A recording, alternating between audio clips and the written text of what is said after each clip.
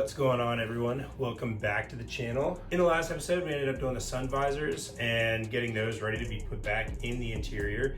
And since then, we have not only done most of the interior minus the back seat and the rear door cards, but we've done a headliner, we've done gauges, we've done a seat reupholstery on the carpet, painted some of the center console.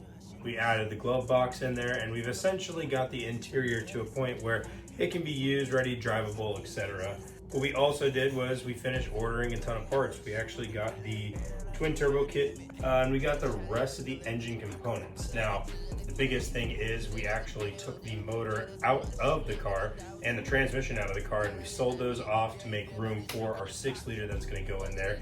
And on top of that, took off all the fenders, we repainted a bunch of stuff, and we started the clutch swap on it as well. But the big thing is we wanted to get in here and we wanted to go ahead and assemble this 6-liter fully. Now that I've got every single part that I need to put it back together, literally minus injectors. Well, we actually have injectors, they're just the wrong ones, so I have to order the right ones and then get those in. But outside of that, the motor is actually ready to be put back together. So today we're going to be doing that. We're going to be first putting in the cam bearings, and then we're going to start moving up to the crank bearings. We're going to go ahead and measure everything. We're going to torque everything down. I'll walk through the torque specs as we go, and then we'll slowly build it from a short block into a long block and get it ready for being put back into the car. So for starters, we're going to be taking our CH25 bearings here. When I had originally got all the forged internals, they gave me CH10 bearings by mistake, so we had to return those and get our CH25 bearings, just because the first, second, fourth, and fifth bearing are slightly larger on the CH25 one. Now that we got the correct bearings, we're gonna go ahead and hammer all of these in.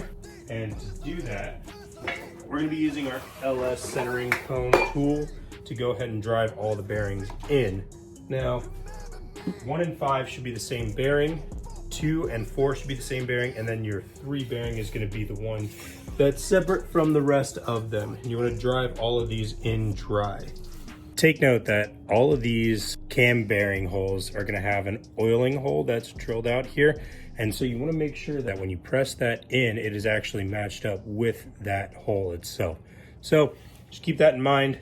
Some people like to make a little mark dead center, so that way they know they're driving it in straight. That's probably what I'll go ahead and do as well. So I've made my shallow mark just right here. It's just a small Sharpie line on here.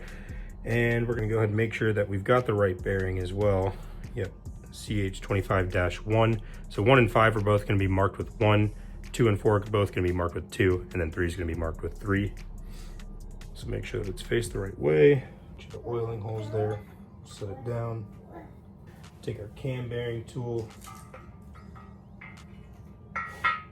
and then you'll just take the centering cone and slide it right in here. This will ensure that everything is lined up properly, and then we will just run our bearing into the hole itself. Now, one thing you want to make sure that you do is, as you knock this in, don't go too far, or else you'll have a real pain trying to get it knocked back the other way. So just keep working in gently. You'll eventually get there.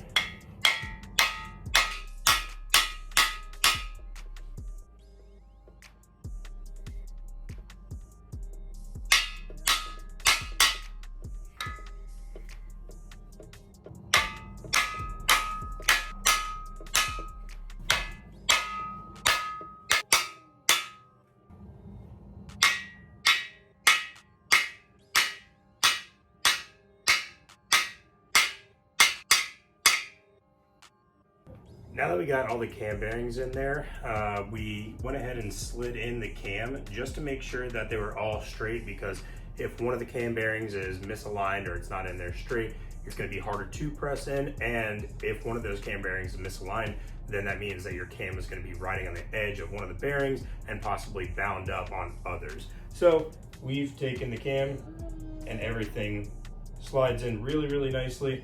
I don't want to do too much movement in there, only because we don't have a ton of lube or anything like that. So I'm going to take it back out, put it back in the sleeve, and then we'll go ahead and start working on the crank bearings. We've got our full set of crank bearings here, and obviously it's got the top and the bottom. So we're going to go ahead and place all the block side bearings in place, and then we can go ahead and set the crank down in place as well, and we will torque everything up. We'll also get our measurement to figure out if our bearings that we have are correct, which they should, but we'll go ahead and torque everything down, make sure it's all good, take everything back off, get our measurements, and then set it up for final assembly.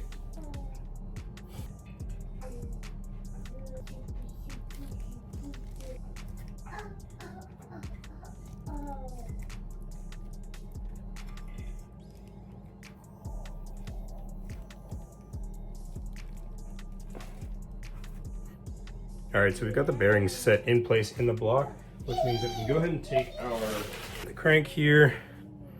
We're just gonna go ahead and set it in gently.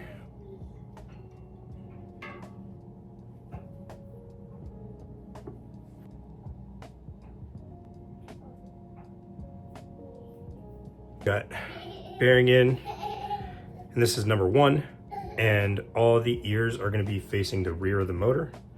So we're just gonna go ahead and set this in.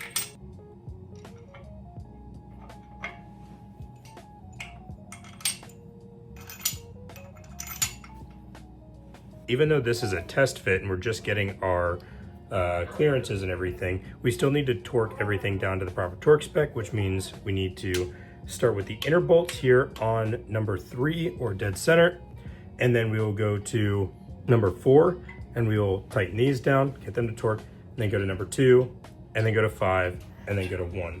And then once we've done all the inner bolts, then we move to the outer bolts, and I'll explain it as we go. So we'll start by getting these all hand tight.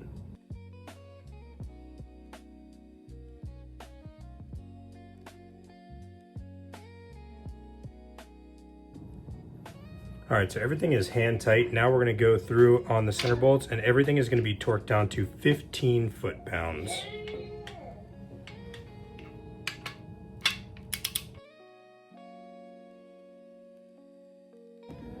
All right, every one of these inner bolts has been torqued in sequence, going from inner, then to 4, then to 2, then to 5, then to 1, and they've all been torqued down to 15 foot-pounds. Now, we need to take our degree mark and we need to go to 80 degrees. All right, all inner bolts have been torqued to 15 foot-pounds and then 80 degrees past rotation. Now we're gonna go to the outside bolts in the same pattern. We're gonna go 15 foot-pounds, starting with 3, 4, 2, 5, 1. And then once they're all at 15 foot-pounds, we're gonna go ahead and torque them to the degree, which is actually gonna be 51 degrees instead of the 80 like the inner bolts.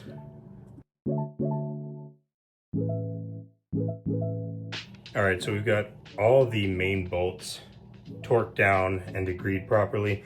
Now we have to go through the side bolts that still screw into the main caps, and those will all be done at 18 foot-pounds. You'll still follow the same sequence, start in the center, go to 4, go to 2, go to 5, go to 1.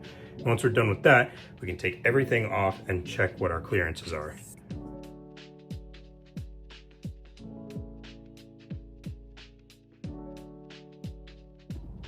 All right, so we loosened everything up.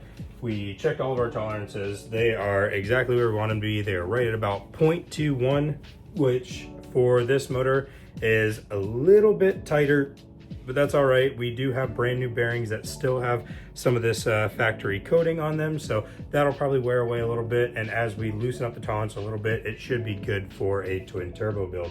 But we're gonna go ahead and get some assembly lube on everything, and we are gonna button it all back up.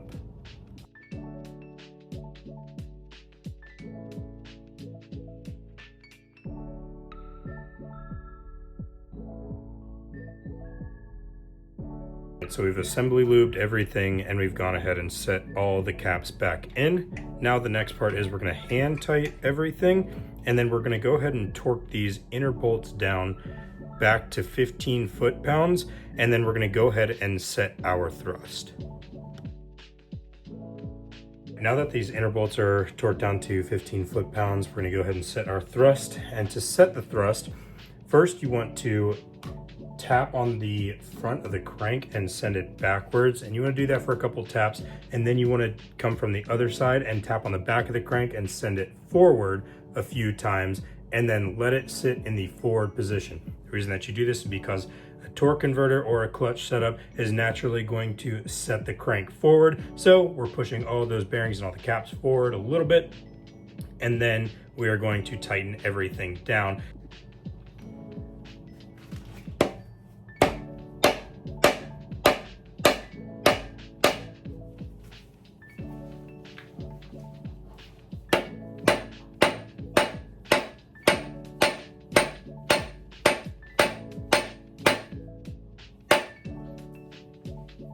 Now we've set our thrust, we're gonna go ahead and tighten these to 80 degrees, and then we're gonna go to the outside, tighten these to 15 foot-pounds, and then to 51 degrees after that.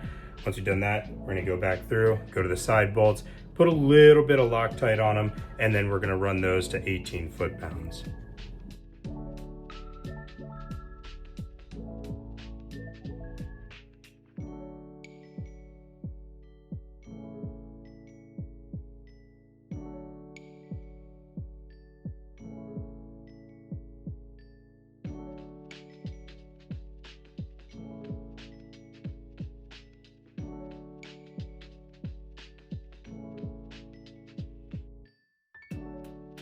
Now that we have done all of the crank bearings and we have got this bottom end kind of reassembled, well, some of the bottom end, we can go ahead and move on to the pistons, the rods, and all of the rings, which means that we're gonna have to flip this over. We're gonna have to file fit all of our rings, get them all assembled, and then put them in, and we can go ahead and install the pistons to the crank, and then we can move on forward.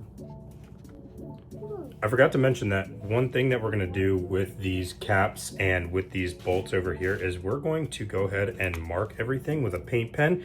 So that way, in the event of catastrophic engine failure or something like that, we at least know, hey, one of these backed out, or if we have to go, let's say, change out the oil pan gasket, while we're in there, we can just check over some things to make sure everything looks good.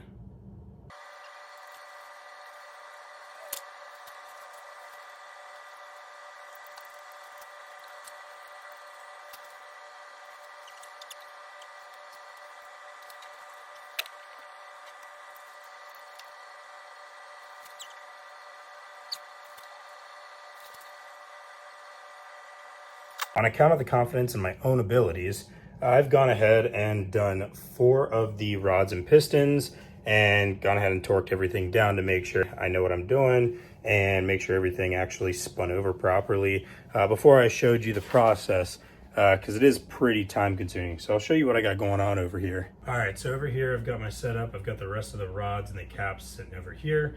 I've got my pistons sitting off to the side right here, the snap rings to hold the wrist pins, and the wrist pins sitting over here.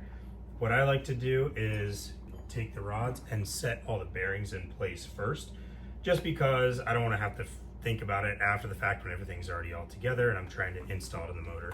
Now, one thing to note is your rods may be a crack style, so they fit exactly a certain way.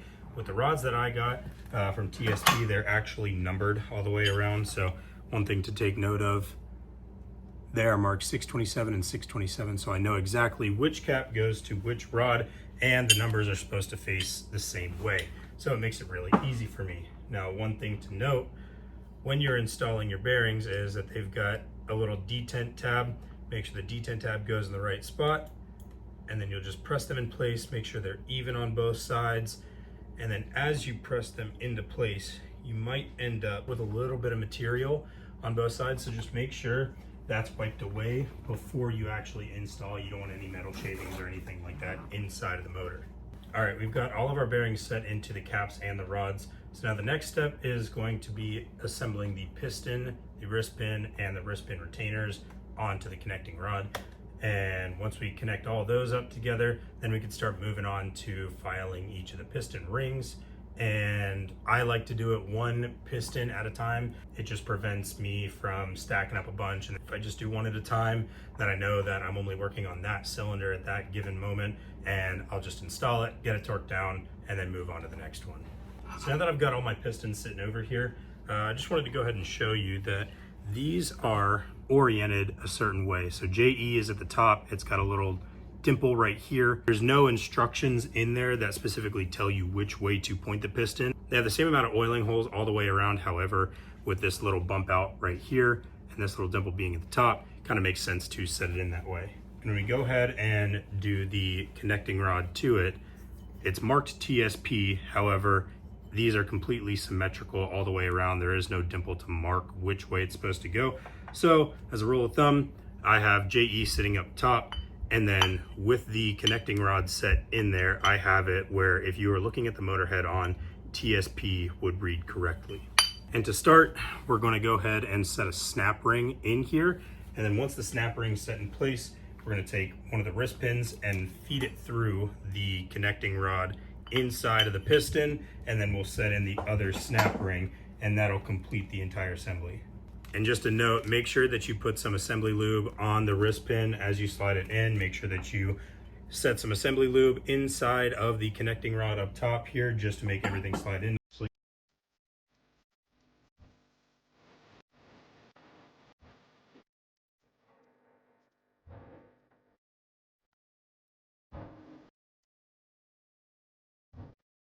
All right, we've gone ahead and assembled each one of the piston and rod combos. Now we're going to take one of them and we're going to start working on filing the rings for a specific cylinder. So I'll show you what that kind of looks like. So the main two rings that you're going to be worried about filing are going to be your top ring and your second ring. And if you take a look on this top ring, it's marked N right here, and that is going to indicate how we want to face the ring. So you want that N to be visible whenever you set it into the motor. And then on the second ring here, it's got the word up, and that is also going to be visible right here. So this top ring, I know, overlaps whenever it's inside the motor because these are file fit. So I know that I have to take these down. This one does not overlap. It's still too close for the gap that I need. So we're gonna go ahead and cut these, and I'll show you what that looks like.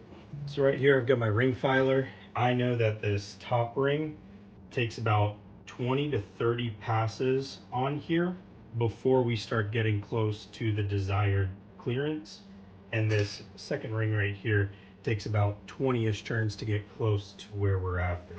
So all you do is you set it with that end still facing up, and I like to only go on one side. I don't like to squeeze together because I like to have a reference point of where it's flat. I'll probably end up doing 25 just to show you what it looks like.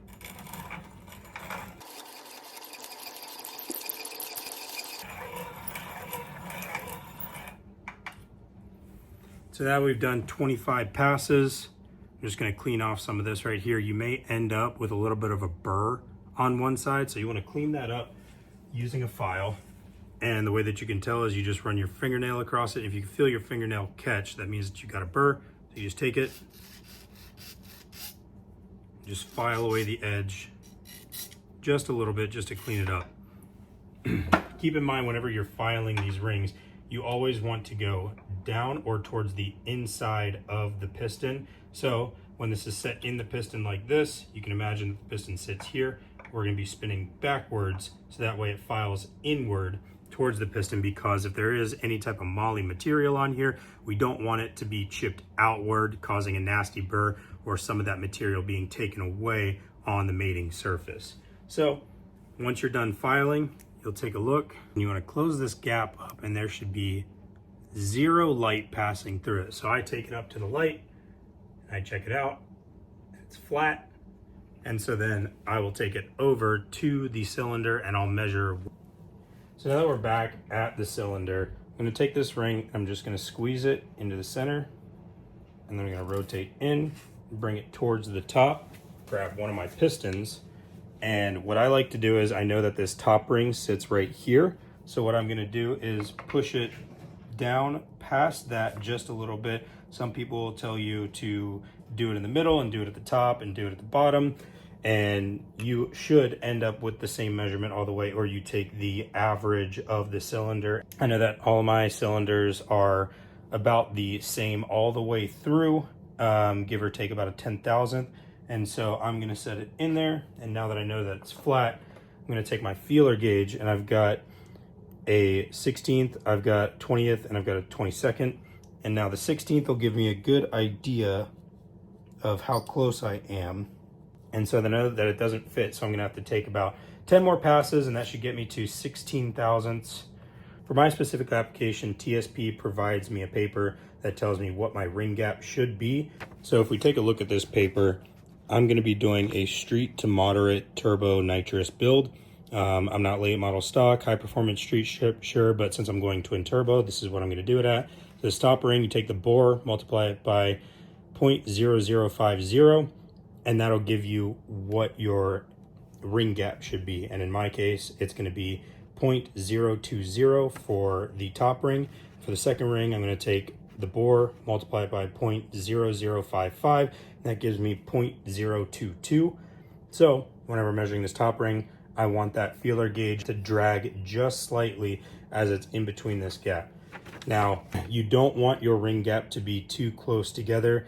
TSP and JE, they're really, really good people. They don't want you to blow your motor up. So these are very, very, very safe tolerances here for these types of builds. So I know that if I'm slightly dragging at 20th of an inch, then we should be good.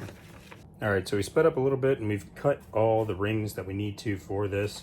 It's the top ring, the second ring. You can see here that the oil ring rails, every single one of these applications is a minimum of 0.015 inches. And from the factory, out of the box, those oil rings are already at that gap. So there's no real need to file them because none of them are a tighter tolerance than that. And I've already checked them across all the different cylinders. So we're only focused on the top ring and the second ring. The top ring, you want to make sure that the gap is at the top because that's how it's going to be set into the motor. And with the second ring, you want to make sure that it's faced towards the bottom because that's also how it's going to be set into the motor. So we'll go ahead and get all the rings assembled into this piston and we'll knock it into the motor. All right, so all of them are cut. All the rings are set into the piston now.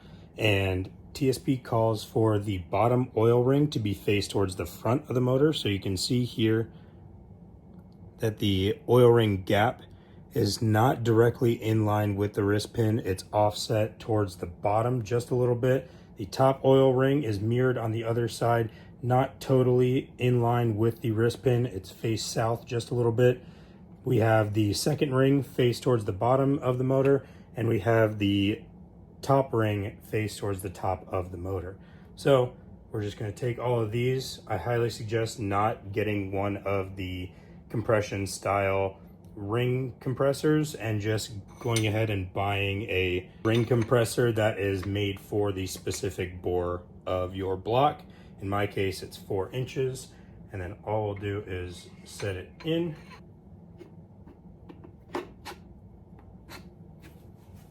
Now that we've got it set in there, we're going to take something soft. I recommend either a rubber mallet or the back end of it, which is made out of wood. And you're just going to tamp it in there.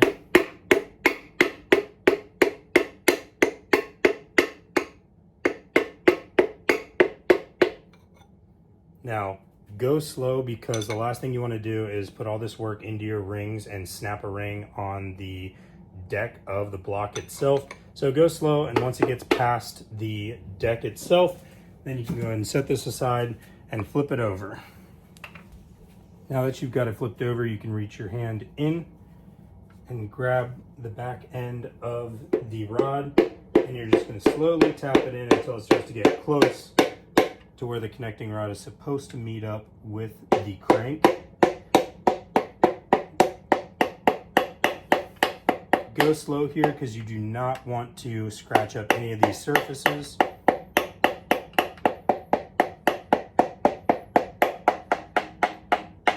And you'll hear it bottom out. Now that it's bottomed out, we're going to take our cap, make sure you grab the right one, and make sure that the numbers are facing the correct way. And make sure to put a little bit of assembly lube on the bearing itself. And then you've oriented it the right way. And I've got ARP L19 rod bolts that are going in right now. And so we're just gonna hand tighten those. Now that those are hand tight, make sure that before you actually put the bolts in, ARP recommends using their torque lube, and that'll ensure that you get a proper torque spec whenever you crank these all down. Texas Speed also provides a ARP torque range. So for the L19, we're gonna go to 80 foot-pounds with lube. And so now all we're gonna do is get all of these tight up to 80 foot-pounds.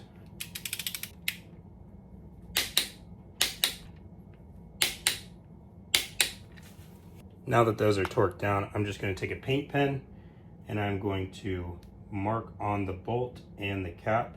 Same thing as with the crankshaft. And now it's rinse and repeat for the rest of the cylinders. So I will see you whenever all those are done. All right, so it's a little bit later, but we have everything installed. Everything has been torqued down. Everything has been paint penned. And now we're just going to spin the motor over real quick to make sure that, you know, there's no binding or anything like that, and we'll see how it looks.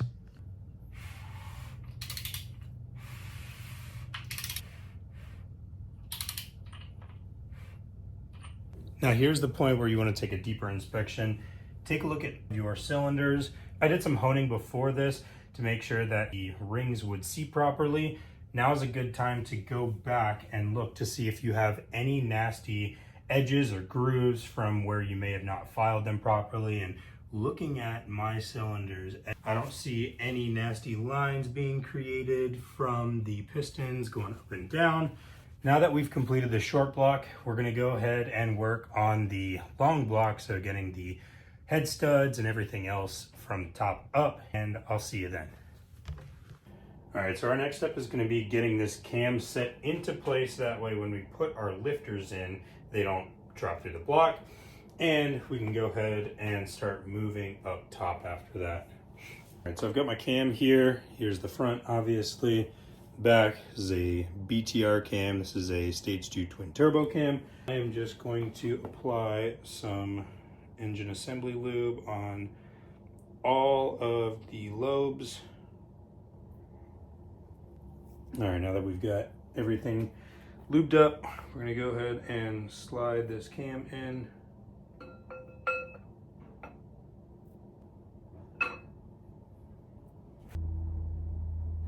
All right, now that the cam is in, to prevent it from walking around, I'm gonna go ahead and get the cam retainer plate on there, and I will also get the cam sprocket bolted down as well. So for this, I'm using the stock sprocket. I got this Malley cam retainer plate. They come with a really nice new seal. The old ones, you could probably get away with using it, but for the added insurance, and I think for like $30, if that, you can get yourself a new plate with a seal on it. And a lot of people will opt for the recessed bolt style. I did not, only because I'm not going with a double cam sprocket or anything like that, and I wanted to use ARP hardware for the retainer plate, and then we will set it on. So you can always reference the stock LS torque chart. However, ARP and each one of their hardware kits, they actually tell you to set these at 25 foot-pounds. So that's what we're gonna do. Once again, we're gonna take a little bit of the ARP torque fastening lube, and I am just going to take some of it and coat the threads.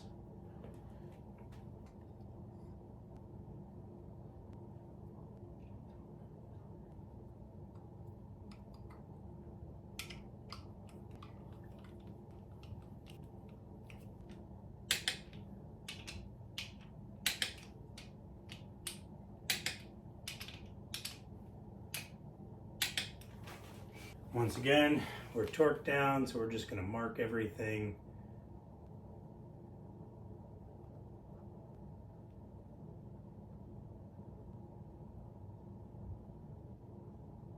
All right, now that we've got the cam retainer plate in, we can go ahead and set on our cam sprocket. And make sure that whenever you're setting this back on there, you're going to have to rotate this to top dead center, because there's this mark right here. This needs to be pointed towards the dot that's on the sprocket down here.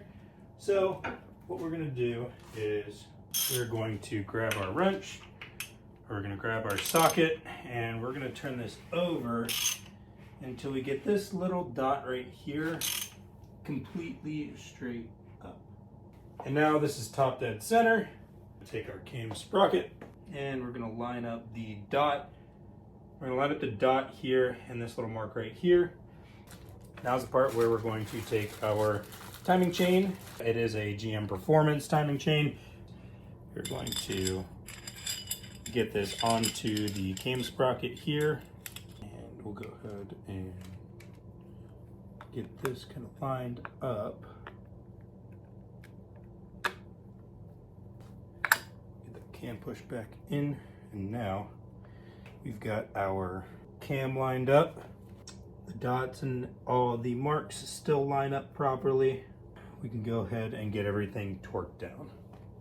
Once again, if you're using OE parts or factory parts, make sure that you check an LS torque spec guide and you'll figure out whatever the torque specs are on here. So for the cam retainer, that one's 25 pounds.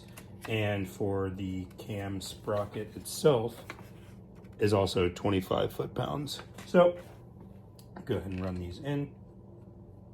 If you're using ARP hardware, make sure you put some of the ARP Ultra Torque on there, and that'll give you a super accurate torque spec reading.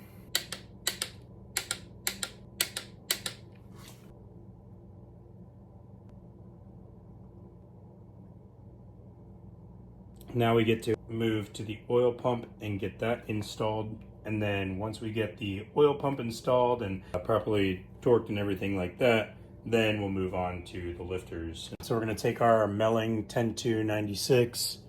As you can see here, this is a high volume and high pressure pump. However, I have swapped out the high pressure spring for the standard pressure spring because I don't necessarily need any higher pressure than that. The main thing is I want the volume out of it because we're running a twin turbo build. And then run each one of them in.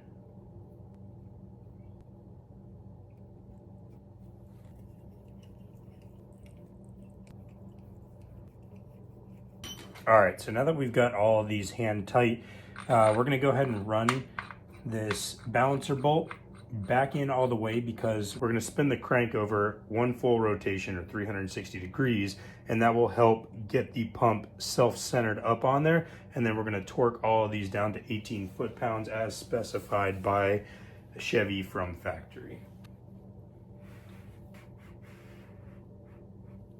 All right, now that we're 360 degrees, we're gonna go ahead and torque everything down.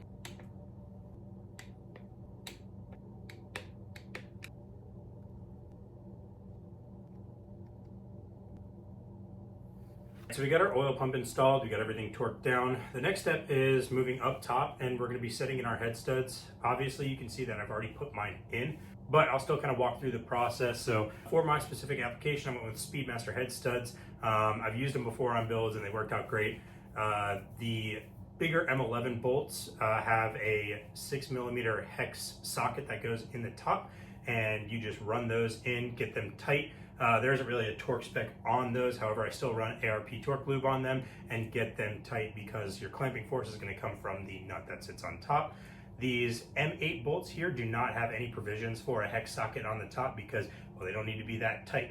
And since they don't need to be that tight, you can actually spin these by hand and then just crank them down with hand pressure, and then you're set on all those. So once you've set all of those in, you can move to the next step, which is going to be your lifters. When you're putting in your lifters, depending on what kind of build you're doing, maybe it's a junkyard build, maybe it's something you can't spend a ton of money on, reusing the lifters is not recommended. However, as long as they're in good shape, you don't have any nasty marks on the roller itself, you should be good to go ahead and reuse them. In my case, they were pretty worn out and tired, so I just went out and bought a brand new set of LS7 style lifters. They're the same length and everything as the ones that were stock in it. I also got brand new trays to go with it as well. I wouldn't recommend reusing the trays. They're plastic, they're in heat a long time, so a little bit of cheap $30 insurance goes a long way. And whenever you're buying these, A, make sure that you're getting a quality part, and B, if you are getting lifter trays, make sure they have the webbing in there, because if they don't, then these are pretty prone to cracking off, and you do not want that dropping inside the motor. So that webbing helps with a little bit of lifter support. And with these new lifters coming straight out of the box, they do have a little bit of oil on them, which is good because then we can go ahead and feed all of those down in there. Do not let these soak overnight. There's a possibility that you get air trapped inside of these lifters, and you do not want that. You set them in there, and whenever you prime the motor for the first time, that's what's going to feed all the oil through the lifters. So on top of that, as you go set your push rod length, you want these to be at spring pressure. You do not want them to be pumped up. That'll give you the accurate measurement for the push rod, and then you can set your preload on top of that. When you go to set up your lifters inside of the block, make sure that you have your lifter tray oriented the proper way. Once you have it oriented the proper way, you'll notice that on your lifters, if you have LS7 style, there's an oil feed hole that is on the side of the lifter, and then here is where the oil actually comes from the passage on the center and then feeds up into the oil hole. Now here's your lifter tray bolt hole, and you'll have 2 lifters on each side of that lifter tray bolt. And so what you'll do is you'll take that oil feed hole right there, and you're going to set it face towards each other. So you can see here, oil feed hole for this one. So now these 2 oil holes are faced towards each other, and you'll do the same thing on this side.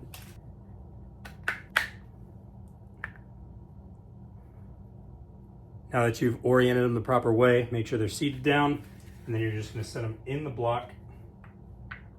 Whenever you're putting these in there, don't force them in. They do have oil on them, so you should be able to just keep wiggling around until they set in properly. And once they're seated down all the way, you'll do the same thing for the other side, and then we'll move on to the lifter tray bolts. Take each one of these bolts and run a little bit of ARP Ultra Torque on them and get them started inside of the holes. Depending on whether you've got a Gen 3 or a Gen 4. Gen 3, if you want to get technical, takes 106 inch-pounds, and a Gen 4 takes 89 inch-pounds. So if you have an inch-pound torque wrench, you can go ahead and set them to that. Realistically, these just kind of hold them in place, so you don't want to over-torque these and crack the lifter tray. The lifters and the lifter trays are fully installed and torqued down properly. Our next step is going to be our head gasket. Make sure before you install your head gasket that all the surfaces are clean. So take yourself a microfiber towel or a clean shop rag and get all the nastiness and the debris out of the cylinders and out of the head gasket mating surface, because this is going to be the last time that you see any of this stuff in here when you assemble. When you're putting on your head gasket, you want to make sure that everything is tightened down. You want to make sure that your head guide posts are set in place and tapped all the way down. So do that before you install the head studs. And then you'll take your gasket, make sure that it's clean, make sure there's no debris on it or anything like that. If there is debris, clear it off. And then you can set this down onto the deck. In my case, I went with BTR's 7-layer head gaskets. So they're marked front right here, and then they've got 6062 liter on the back. And so all I'm going to do is take the edges, and I am going to set it down on there carefully. Make sure that you're not caught up anywhere as you're pressing down, because the last thing you want is to take your brand new head gasket and get it caught on a thread and tear it.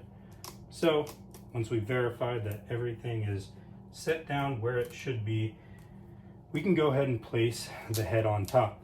Make sure as you're setting your head gasket down, you don't inadvertently cut yourself. These are extremely sharp, but the show must go on. So our next step is to take our head, and we're going to set it up on the head gasket. Now you want to make sure that your surface is clean all the way around. And make sure there's no debris, dust, dirt, or anything like that on there. So now we've got all the dust and dirt off, we can go ahead and place this on.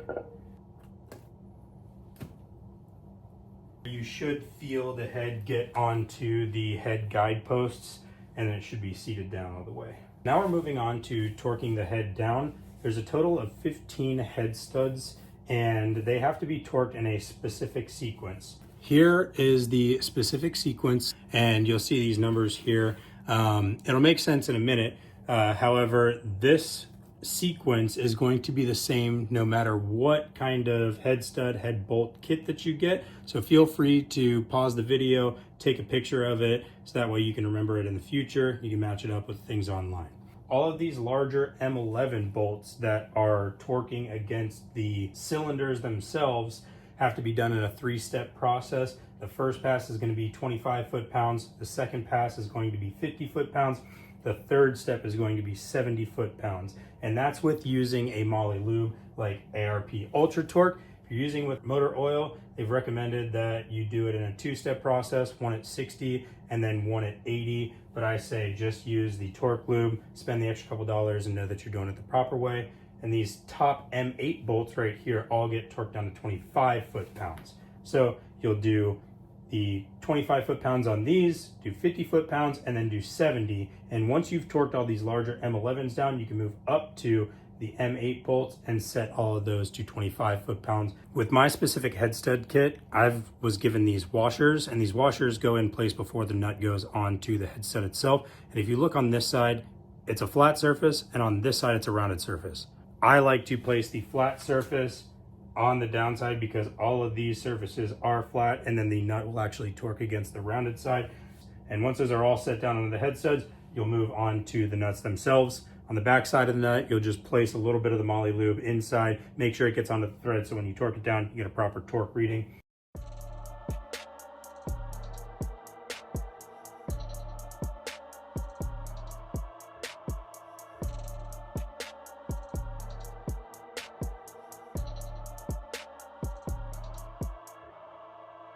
So I got all of my head studs about hand tight. Before we actually torque everything down, get yourself a clean shop rag or a clean microfiber towel and just clean up a lot of that excess ultra torque that you may have got on the motor while you were assembling everything. Once you've cleaned everything up, like I said, we're gonna do this in 3 passes. So I've got my torque wrench set to 25 foot-pounds, and I'm just going to start in sequence. So we go with number 1,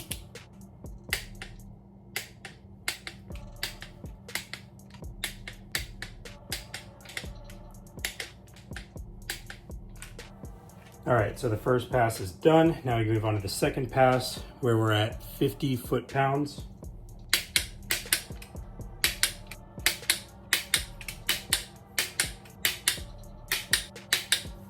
Second pass is done, so now we'll move up to our third pass and we'll go at 70 foot-pounds, and this will be the final one for all the M11s.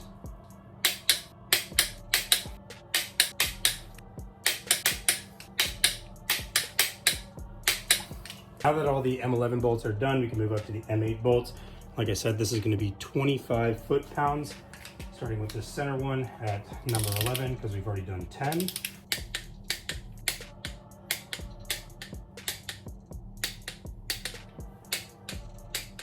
Now that all the head studs are torqued down, we're just going to go to the other side and we're going to mirror everything we did on this side. So we'll time lapse through that and then we'll move on to the push rods and the rocker arms.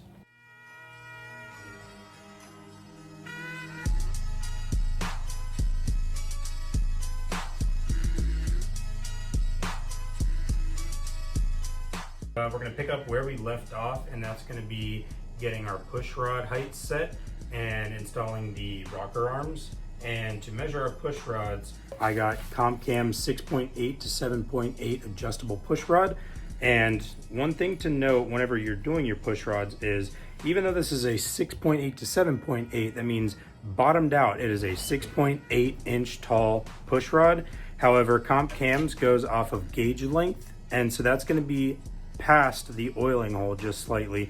If you measure the actual length, it comes out to about 6.82, and most companies run about 17 thousandths longer than gauge length. So you have to take that into consideration whenever you're measuring your push rod. So hypothetically speaking, if we measured it and it came out to 7.017, that means that in reality it is a 7-inch push rod, and then you'll add your preload to that. Large diagram over here, which shows us the front of the motor, and then we've got exhaust intake alternating on this side, and then intake exhaust alternating on this side. And you'll lay it on that to know which valves that you actually ended up adjusting. And then we'll do our measurements on here and write them all down.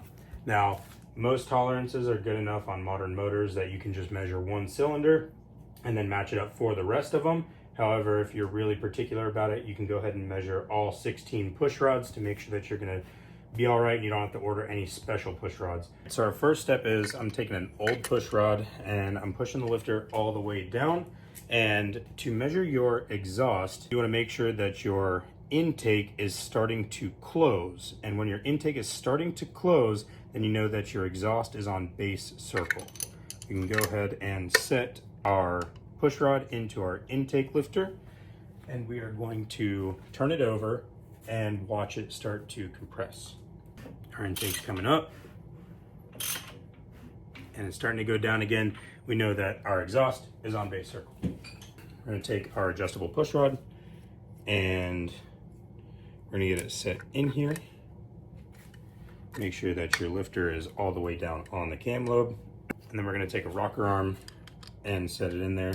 Now, I know that immediately this is too much lash, so I'm gonna just lengthen it a little bit, set it back in, get it down, still have a ton of lash, and now I have barely any lash. So what we're gonna do, we're gonna tighten this all the way down. And we're gonna go ahead and torque it to 22 foot-pounds. So now that it's set to 22 foot-pounds, we still have a little bit of lash in there. So all we're gonna do is spin this adjustable push rod until we don't have any more lash. So now that there's no up and down movement, but there's still side to side movement, that's what we're after. You can take the rocker arm back off. Be careful not to touch the push rod while you're doing this. Carefully grab the push rod. Careful not to adjust it. And I immediately grab where the threads can turn. I'm going to measure. This comes out to 7320. So with that in mind, I know that when it was set all the way down, it was 6820, and this is a 6/8 push rod when it's all the way down. We're gonna subtract 20 thousandths off of that, making this a 7.3 length push rod for the exhaust. 7.300. We're gonna add 50 thousandths preload to that. So we know that we need to get a 7350 push rod for the exhaust. And then you just repeat the same step for the intake. You're gonna rotate the motor until the exhaust lobe starts to open up. And as that push rod starts to come up, you know that you're on base circle for the intake. So it's starting to come up. I know that I'm on base circle for the intake side. So again, I'm gonna take my push rod, I'm gonna set it in there towards the intake side and get my lifter set all the way down. Once again, I can tell that I've got a little bit of lash here, so it's all right. I'm gonna crank everything down and torque it to 22 foot-pounds. Now that I've got zero lash and I still have side-to-side movement on this, I know that that is set to the proper height. So my measurement on that intake ended up being 7.330. Taking off 20 thousandths, that comes out to 7.310. 7.310 plus 50 thousandths preload equals 7.360. That's a pretty specific push rod. What I'll probably do, instead of running less and going down to a 7.350 for this, because I still want good preload and I don't want any type of lash or anything like that, I'll probably just end up running a 7.375 push rod because it is the most common available in that size. We went ahead and measured each one of the intakes to get our push rod length, and this is what we came out with. All of our numbers matched up, or even some that were maybe half a thou difference.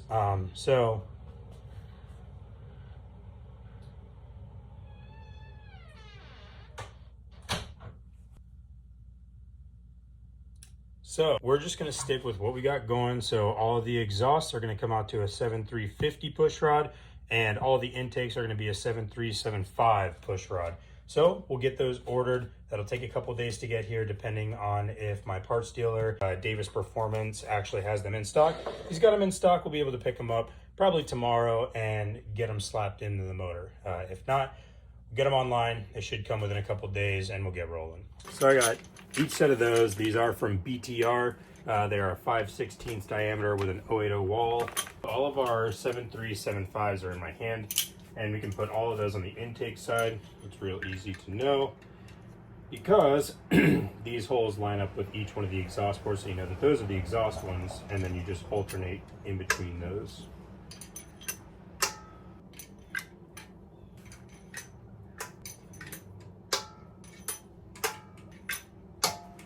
And now I can take all of my 7.350s and run them into the exhaust side.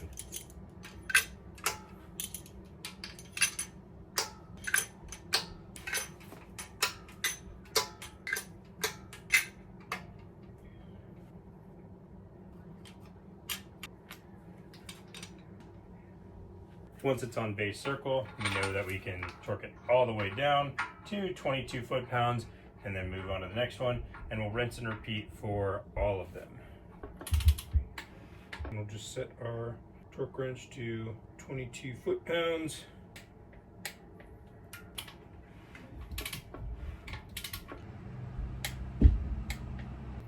Rinse and repeat for the rest of them. I know that both of these are good to go, so we will just follow it along for the rest of the push rods.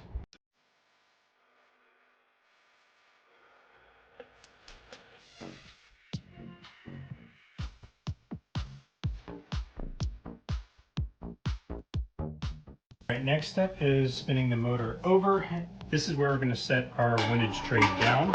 Because I know I'm running a low profile oil pan, I know that when I set it on here, it seats in the back, but it does not seat in the front. So we're going to lift it off. I'm going to make some clearance cuts right along here and then run it all the way across and do the same thing on the other side.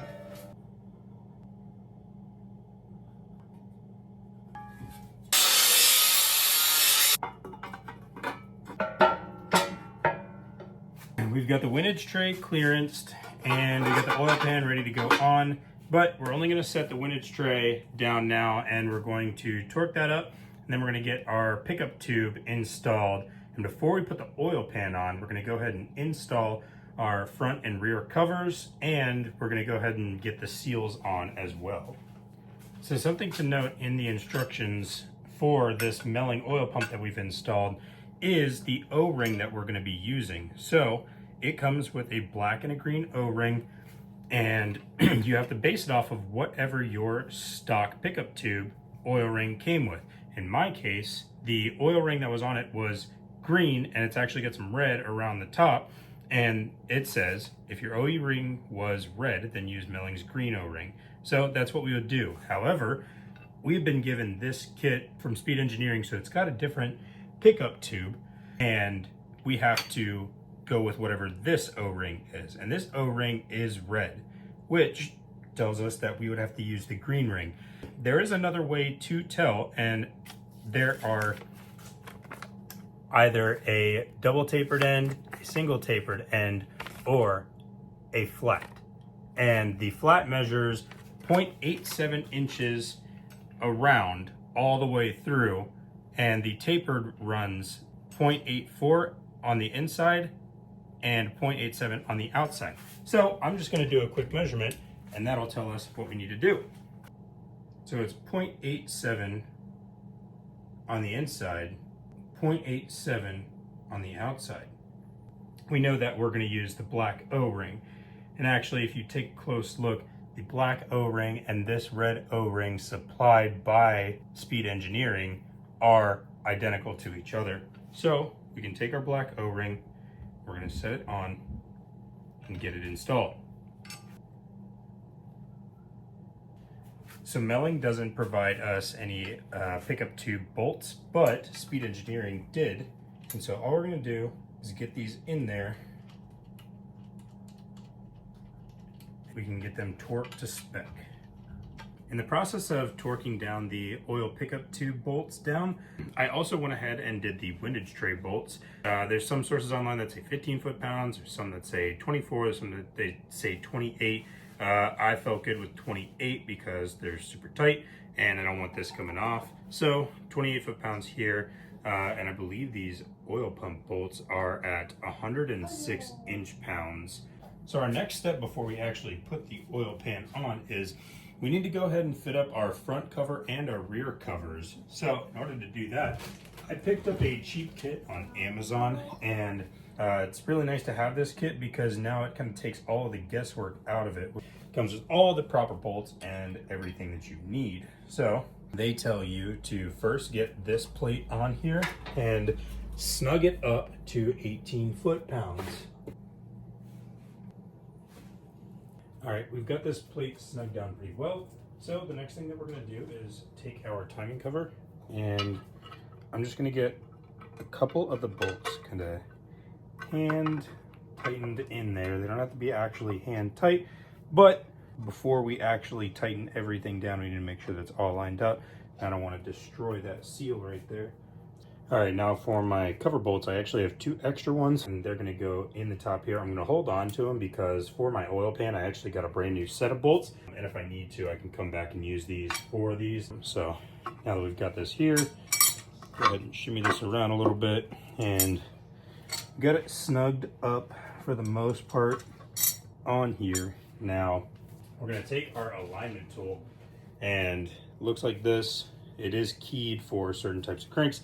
However, mine is not. So all I'm gonna do is slide the small end over it, and that is going to line my cover up.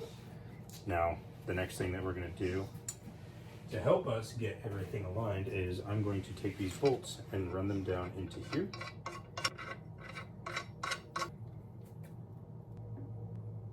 Now that I know that everything is tight, we can go ahead and get these bolts set to 18 foot-pounds into the block. All right, so the front seal does have a specific orientation. If you take a look, it's got this side and it's got this side. I call this the dashed side because it's got a bunch of dash marks on it, and this is the open seal side. And so the open seal side needs to face into the motor while the dashed lines need to be facing out. Because I have this installation tool, if I can set it on here and I know it's going to be centered up on the actual crank, and I can go ahead and knock it in.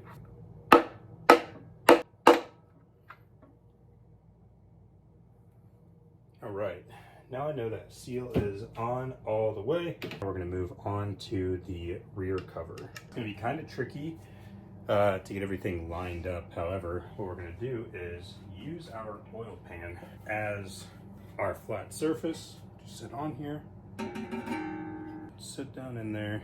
So we've got our oil pan bolts, and I'm concerned with the rear 2 that are going to go into the cover, and I want 4 of the regular bolts in the most rear spots to hold everything down, and in the frontmost portion that's not in the timing cover, and that kind of helps everything line up properly and become ultra flat.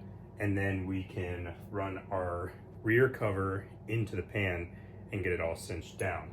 Just like the front cover, I've got one here and one here that are just going to help me kind of guide everything on properly.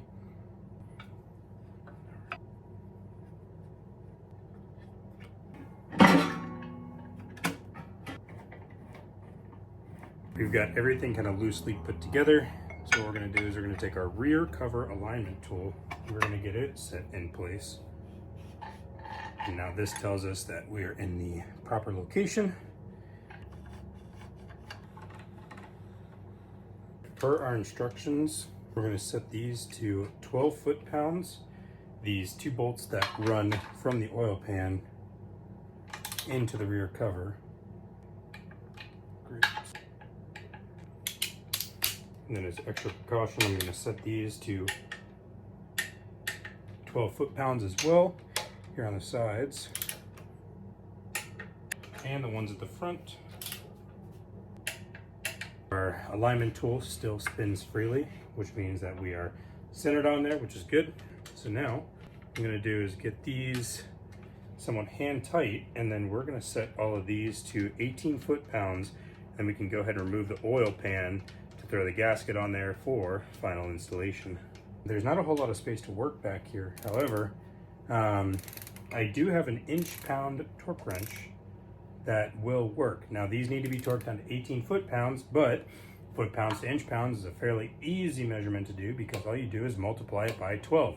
That brings me to 216 foot-pounds, which is exactly where they're at now. So we should be good to go.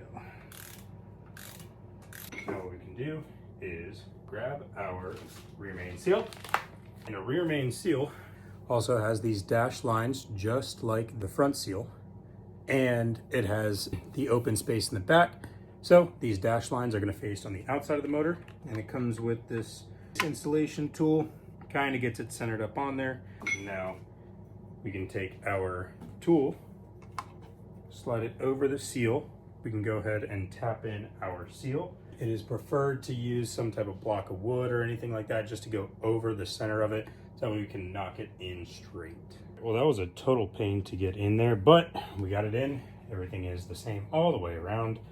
We know that that seal is set, and we can move on to the oil pan finally.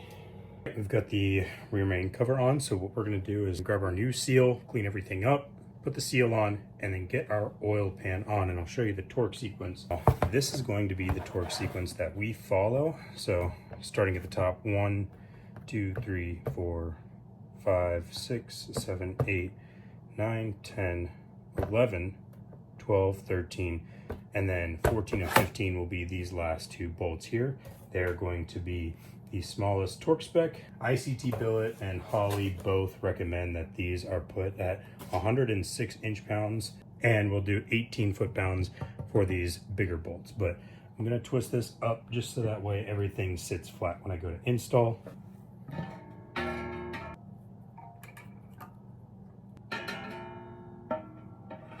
Now we'll just start running all of our bolts in. All right, now we can go around torquing everything to 18 foot-pounds. That wraps up everything block-wise. So we got this valve cover on, and we're just gonna tighten it to 106 inch-pounds. All right, we've ensured a good seal on everything, so we're just gonna repeat it on the other side. Now, if you want, you can put your valley cover plate on here. This is also a good time to set in your knock sensors. I'd wait until you get the motor inside of the car, so that way you can make sure that none of your sensors get knocked around, and depending on the lift plate that you have will help get it installed into the car. For me, I have a center run engine lift plate, so that's going to stay off until it's in the car. Same thing with the intake, and I'm not going to put any of the sensors in the back of the motor or anything like that yet.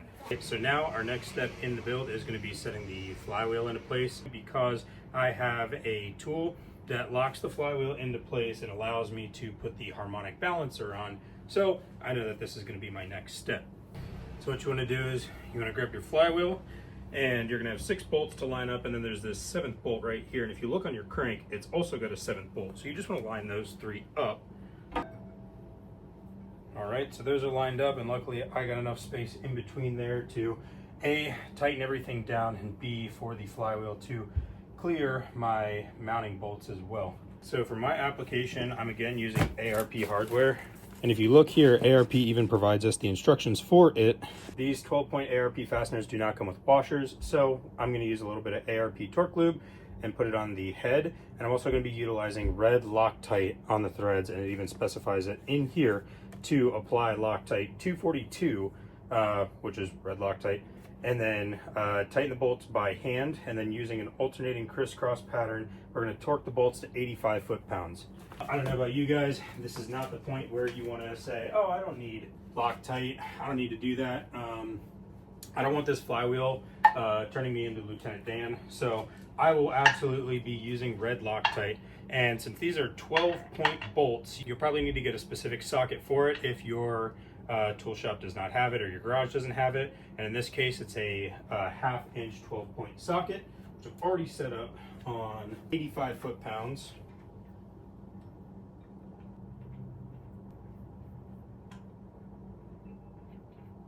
all those are in hand tight, and I can't necessarily reach my socket down in there.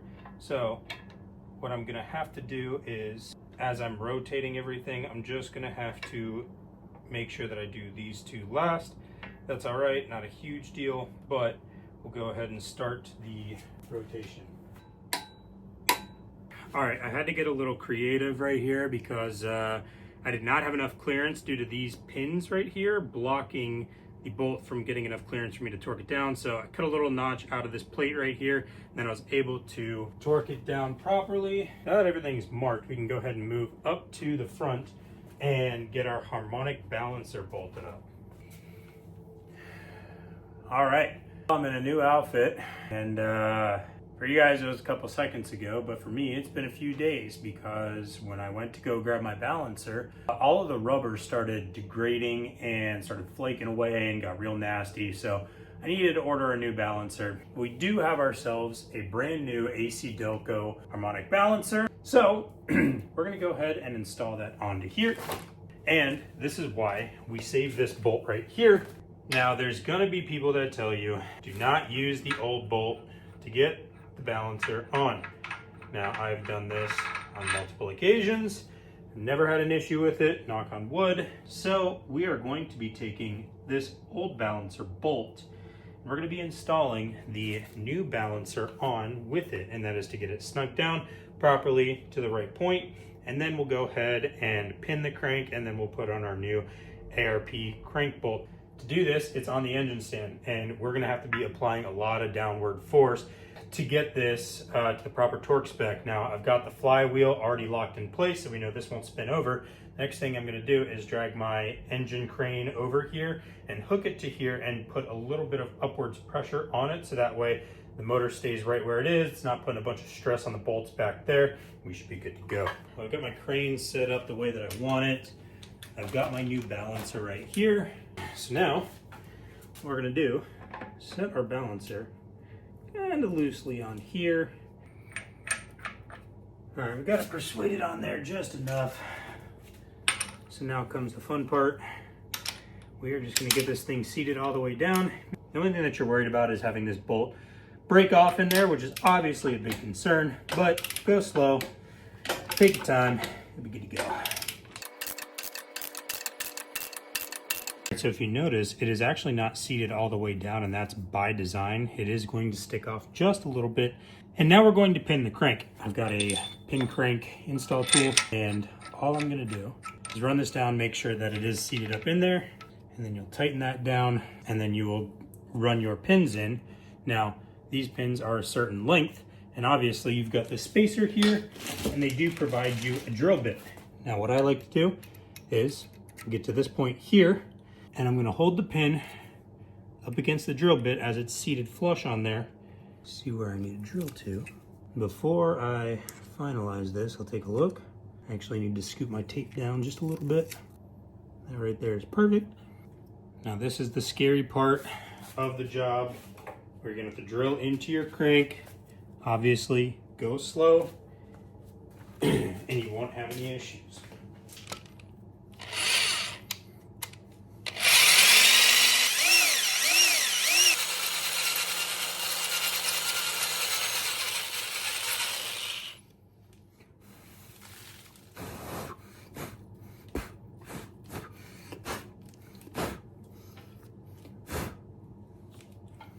All right, it's one hole down, another to go. Before I continue again, set my drill bit in place.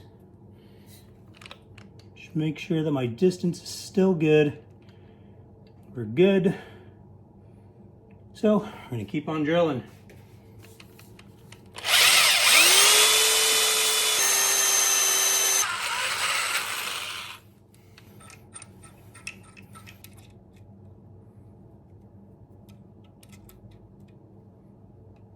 All right, those pins are in, and we'll go ahead and get our ARP hardware installed. All right, so for this, once again, ARP gives us some handy dandy instructions right here. To ensure that this does get good thread engagement and we get accurate torque readings, we're gonna clean the threads. We've already made sure that this hole is cleaned out properly. We're gonna go ahead and take our ARP Ultra Torque, just like everything else in this build. And we're going to apply it to the face of the balancer where the washer meets. And then we're also going to apply it to the back of the bolt where the back of the bolt meets the washer. And that will give us the proper torque reading. Now for this application, we need to put it at 235 foot-pounds. So, got my torque wrench, and we'll get it cranked down. All right, now that that is torqued up and everything, that about completes your LS motor. There's a couple other things that I didn't include, maybe like the valley cover, adding some of your accessory drive stuff, the water pump, but those are things that I'm going to be adding after the fact. They're very simple to do. Obviously, you're gonna have your gasket here, and then you're gonna install with the bolt, and you can, like I said, just find the torque spec ratings all online. It's very easy. Same thing with the accessory drive, AC bracket, and then the valley cover. For me, I've got an ICT billet cover that has recessed bolts, so I just slapped on the old valley cover plate, so that way I can run some bolts down and get it lifted into the motor, because this plate will not fit on with the heads without this spacer of the valley cover in here. So using the old one to lift it in there. If you're doing it, I suggest getting the bolts in and then lifting it into whatever vehicle you're putting it in. Don't put the gasket down right away, because you're gonna have a lot of torque on here. So set the gasket in place once it's already in the car, and then same thing, intake and whatnot, I will cover in another video whenever we're actually installing it into the car. But for now, this completes everything. So hopefully this was an in-depth enough tutorial for you to be able to follow along. Hopefully you learned something along the way, and it makes you more confident whenever you're going to build your first LS motor. With that being said, take care and look out for the next video for whenever we start to get the transmission bolted up to the motor and we get this entire assembly into the car. So thanks for watching.